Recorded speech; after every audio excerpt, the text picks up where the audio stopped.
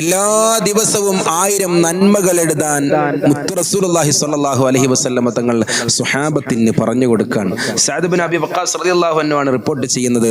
മഹാനവറുകൾ പറയുകയാണ്, ഞങ്ങൾ മുത്ത് റസൂലുള്ളാഹി സ്വല്ലല്ലാഹു അലൈഹി വസല്ലം തങ്ങളുടെ സവിധത്തിൽ ഇങ്ങനെ ഇരിക്കുകയാണ്. ആ സമയത്ത് അല്ലാഹുവിന്റെ റസൂൽ ചോദിക്കുന്നത് സ്വല്ലല്ലാഹു അലൈഹി വസല്ലം, സ്വഹാബ എല്ലാ ദിവസവും നിങ്ങൾക്ക് 1000 നന്മകൾ നിങ്ങൾക്ക് ചെയ്യാൻ കഴിയുമോ?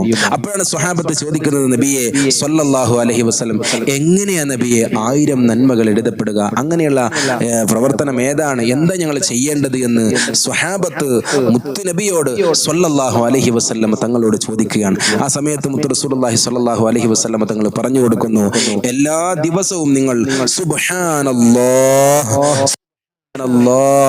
സുബ്ഹാനല്ലാഹ് എന്ന ദിക്ർ നിങ്ങൾ എല്ലാ ദിവസവും 100 പ്രാവശ്യം നിങ്ങൾ ചൊല്ലുക.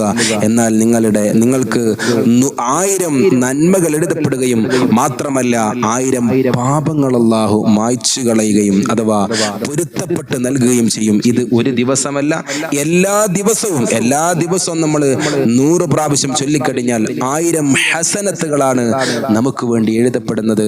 മാത്രമല്ല 1000കണക്കിന് പാപങ്ങളാണ് അള്ളാഹു നമുക്ക് പൊരുത്തപ്പെട്ട് നൽകുന്നത്. അള്ളാഹു ആ കൂട്ടത്തിൽ സജ്ജനങ്ങളിൽ ഇങ്ങനെയുള്ള ദിക്റുകളും സ്വലാത്തുകളൊക്കെ ചെല്ലുന്ന മുഅ്മിനീങ്ങളിൽ അള്ളാഹു നമ്മളേവരെയും ഉൾപ്പെടുത്തി അനുഗ്രഹിക്കുമാറാവട്ടെ. ആമീൻ.